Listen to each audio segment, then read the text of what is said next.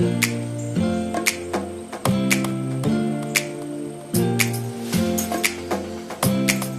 datang di ruang temu rasa. Kita bertemu berbagi rasa. Nah, siang ini saya bersama Dr. Lucy. Beliau adalah Kepala Puskesmas Pandak 1, Puskesmas yang ada di Bantul. Nah, siang hari ini kita akan berbicara atau ngobrol tentang toxic relationship. Nah, mungkin nanti akan banyak dijelaskan oleh Dr. Lucy apa sih toxic relationship itu. Mungkin menurut dokter sendiri apa sih toxic relationship itu dan bagaimana kita sadar bahwasanya kita tuh ada di hubungan yang tidak sehat tersebut. Oke, untuk teman-teman semuanya ya, toxic relationship berarti hubungan beracun, gitu ya. Itu bisa antar teman atau dengan relasi untuk kamu yang sudah kerja, atau suami istri, atau juga selama pacaran. Ya, prinsipnya hubungan beracun itu adalah hubungan yang tidak membuat kamu bahagia. Nah, dalam berkawan, bekerja atau pacaran itu kan biasa ya terjadi pertengkaran. Yeah. Bener kan Mas Agis pernah bertengkar kan? Pernah.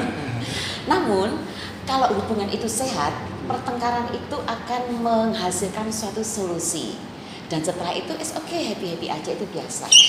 Namun dalam kondisi toxic relationship, bila bertengkar itu tak berujung pangkal, tidak mendapatkan solusi.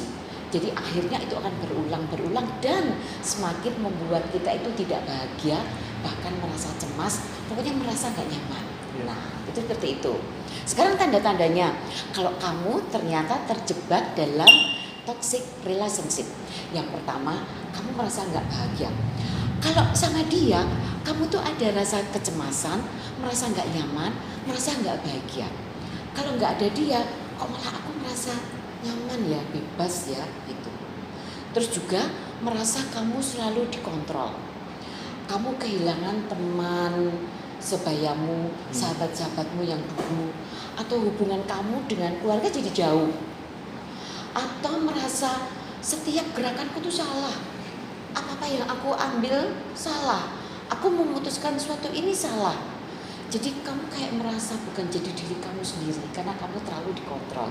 Nah, kalau ada perasaan-perasaan seperti itu, kamu harus mulai sadar bahwa kamu mulai terjebak nih dalam kondisi toxic relationship. Gitu Mas Agis. Gimana sih Dok?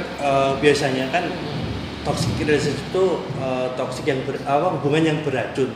Nah, kadang kita menemukan sebuah kasus bahwasanya malah sebuah hubungan yang toksik itu menimbulkan rasa nyaman. Jadi ada beberapa kasus yang saya temui di kalangan remaja atau sekitar saya. Jadi orang yang dalam hubungan toksik sendiri, jadi mereka malah kayak seperti sangat kuat banget dalam hubungan. Jadi kayak aku tuh sayang sama dia dan aku gak mau lepas. Dan saat dikasih tahu, jadi kamu tuh dalam hubungan yang gak sehat. Jadi dalam suatu hubungan yang saya temui adalah sering terjadi kekerasan fisik pada si perempuan. Jadi laki-lakinya itu temperamental seperti itu, Dok. Nah, itu ya bagaimana caranya agar kita tuh bisa memberi tahu atau biar mereka tuh sadar. Jadi kalau istilah di remaja adalah cinta itu buta. Jadi walaupun disakiti, kalau sayang ya nggak apa-apa gitu. Ya. Benar sekali. Banyak di antara kalian remaja kalau lagi bucin, lagi bucin pokoknya nggak ngerti. Pokoknya aku sudah terlanjur sayang. Entah dia tuh melakukan kekerasan atau ngatur-ngatur aku tetap sayang sama dia. Nah, untuk kalian yang lagi pacaran, bucin itu biasanya membutuhkan waktu 1 tahun. Biasanya bucin itu 1 tahun lah Mas. Jadi kalau belum 1 tahun, biasanya bucin itu kuat banget. Setelah itu nanti baru tahu asli-aslinya pacar kita. Nah, pada masa-masa bucin, terus kamu mampu membaca, kayaknya dia ngatur banget, kayaknya dia keras banget, bahkan sudah ada tanda-tanda kekerasan dalam pacaran atau KDP. Kekerasan apalagi fisik, kamu harus berpikir ulang, mungkin memang dia tidak cocok buat kamu. Kalau yang kekerasan dalam bentuk psikis, hati-hati juga. Itu juga bagian dari KDP. Katakanlah memanggil kamu dengan nama orang tua, atau bahkan manggil kamu dengan nama kaki 4, ada loh. Atau seandainya gemuk kayak kita nih, jadi bang gemuk, gajah, itu kan sudah melakukan kekerasan dalam pacaran. Jadi hubungannya sudah nggak toksik. Tapi biasanya perempuan itu kalau diatur itu mengalihkan bahwa itu sebetulnya perhatian. Nah itu hati-hati. Aku nggak boleh potong pendek, aku harus memanjangkan rambut. Terbatasi. Ya, aku nggak boleh pakai lipstik karena dia nggak suka. Suka yang lebih natural. Aku nggak boleh pakai baju warna merah. Tapi perempuan nggak ngerasa kalau itu ternyata tanda-tanda awal toksik. Justru ya, dia merasa kalau itu tuh perhatian. Dia perhatian banget. Dia bisa nunjukin aku nggak boleh ini, nggak boleh itu. Nah, itu biasanya awal-awal yang tidak dirasakan oleh suatu pasangan. Jadi awalnya seperti itu. Harusnya kita harus merasa, oh ini ada rasa kecemasan, merasa terpaksa. Nggak mungkin lah namanya cewek nggak pengen pakai baju merah, baju pink, ya kan? Kita kan pengen warna-warni gitu, tapi kita nggak boleh. Karena kalau pakai baju merah kita nampak cantik, jadi nggak boleh gitu. Jadi kalau pacar kita itu cemburu berlebihan, hati-hati, itu sudah tanda awal toksik. Jadi cemburu boleh, tapi dalam batas wajar. Cemburu berlebihan, curiga, orang kita cuma reunian sama teman-teman. Terus dia bilang, kamu mesti ketemu mantan, kamu mesti gini gitu. Nah, dia langsung curiga, langsung ngejat. Kamu mesti gini kan, kamu di sana gini. Nah, terus, ya. Jadi kalau udah gitu, udah. Berarti kita harus jeli. Ini tanda-tanda awal nih, pacar nih toksik nih, kita tunggu. Oke, kita beri kesempatan. Oke, jangan-jangan. Oke, mungkin kemarin ini dicoba sampai nanti memastikan berbagai macam aturan, berbagai macam dia mengontrol kita, gitu kan. Ditunggu waktu boleh, menunggu waktu boleh. Tapi apalagi kalau dia sudah melakukan kekerasan fisik seperti teman Mas Agis, oh no, harus sudah mulai berani mengatakan bahwa itu tidak sehat dan aku. Jadi sebenarnya banyak ya dok, ternyata tentang toxic relationship itu. Jadi iya dok, kadang saya juga tidak bisa mengatakan bahwasanya hubungan remaja sekarang juga kayak gitu. Jadi ada juga hubungannya yang dirasakan remaja sekarang sudah menjadi pelaku seks aktif dok. Nah sebagai perempuan kan sering terbebani jika dia sudah tidak perawan. Jadi dia untuk lepas dari laki-laki itu susah karena dia merasa keperawanannya sudah diambil. Nah, sedangkan suatu kehormatan perempuan itu tidak dinilai dari sebuah keperawanan gitu kan dok. Nah, itu tuh juga menjadi sebuah beban buat si perempuan juga. Nah, dari beberapa penjelasan dokter tadi, dampak yang akan timbul setelah itu tuh apa aja sih dok? Oke, yang pertama secara kedokteran sebenarnya tidak ada itu artinya perawan. Itu memang namanya himen, selaput darah gitu ya. Kalau seandainya suatu ketika kamu pacaran dan terlanjur melakukan seksual aktif dan itu selalu berulang, namun tidak ada kesepakatan. Kalau memang remaja memang sudah memutuskan, oke, umurku sudah 25, aku siap untuk seks aktif. Itu keputusan kamu dengan segala macam risikonya. Dan tentu saja melakukan seksual aktif secara sehat karena risikonya banyak. Tapi kalau kamu melakukan seksual atas terpaksa, pemaksaan dari pasangan kamu, sehingga setiap kali melakukan ada unsur paksakan, itu berarti sudah toxic relationship dan kekerasan dalam pacaran. Kalau memang sudah terlanjur seperti itu, istilahnya keperawanan kamu sudah diambil, tapi hubungannya tidak baik, oke, maafkan diri kamu dan kamu harus mengambil sikap. Kamu katakan dengan asertif. Asertif artinya tegas, lugas, jelas. Katakan, aku tidak mau melakukan hubungan seks dengan pemaksaan dan aku tidak mau melakukannya lagi. Kalau si pacar ternyata tetap memaksa melakukan, Jangan ragu, ambil sikap. You and me. Perkara keperawanan, oke, itu sudah terjadi dan sudah, maafkan diri kamu. Dulu kamu sudah melakukan seksual aktif tanpa perhitungan yang matang.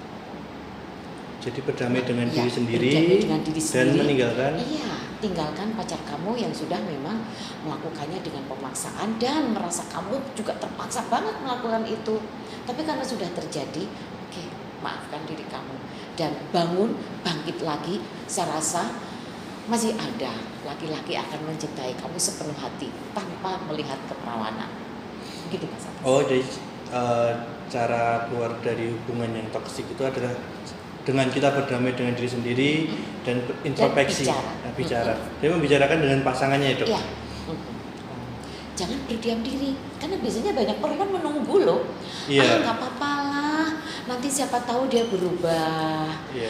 Mungkin dia ini masih stres dengan kuliahnya atau dengan kerjaannya, siapa tahu besok berubah.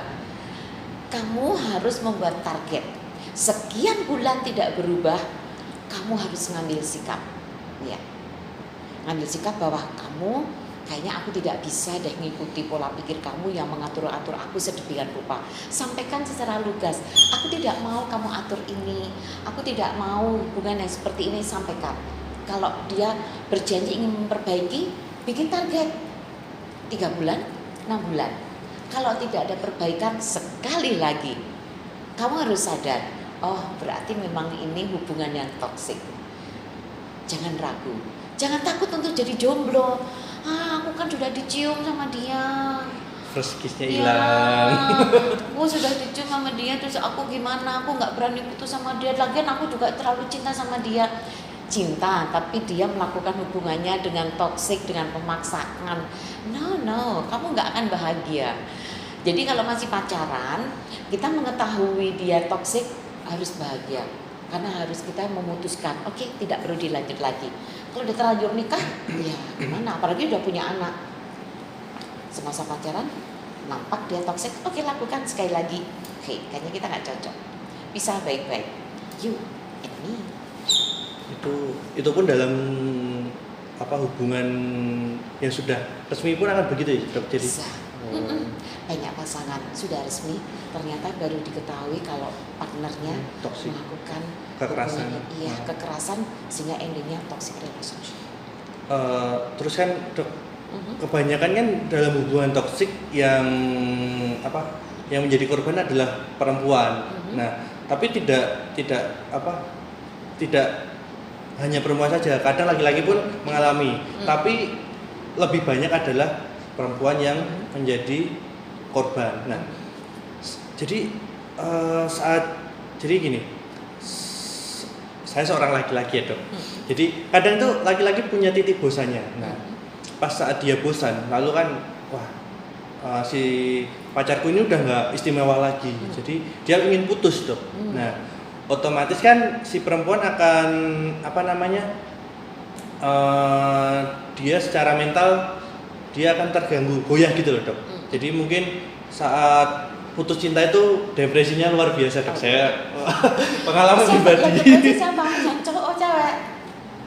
Biasanya perempuan dulu, terus nanti cowoknya nyusul, Dok. Oh, Biasanya seperti itu. Jadi bagaimana sih kita mengarahkan atau memberi saran untuk mengakses layanan konseling buat teman-teman teman-teman yang mengalami hal-hal tersebut. Soalnya kan dengan kita mengakses layanan konseling kan itu meringankan. Soalnya tidak semua orang bisa berdamai dengan hal seperti itu, Dok. Jadi untuk bercerita pun akan susah. Jadi mereka hanya pendam dan akhirnya menjadi sebuah kegalauan. Gitu. Ya. Oke, pacaran itu sebetulnya komitmen. Kalau sampai sudah muncul rasa bosan, berarti ada sesuatu terjadi di situ. Nah, kalau memutus dengan cara baik, memang sampaikan. Sekian lama kita menjalin hubungan, kok ada sifat-sifat yang sudah kita evaluasi, kamu nggak bisa berubah ya. Jadi sampaikan, kalau cowok bosan pasti ada penyebabnya. Katakanlah, perempuan juga bisa loh melakukan kekerasan. Yeah. Contoh, Mas, selama pacaran sama aku tiap bulan 100.000 beliin pulsa loh. Itu kekerasan ekonomi. Mas, selama pacaran sama aku, kamu nggak boleh main-main sama teman aku, teman-teman kamu. Pokoknya kemana-mana aku tetap harus kamu antar. Kamu nggak boleh main futsal sama teman-teman kamu. Pokoknya kemana-mana sama aku. Itu kekerasan loh. Perempuan bisa melakukan itu.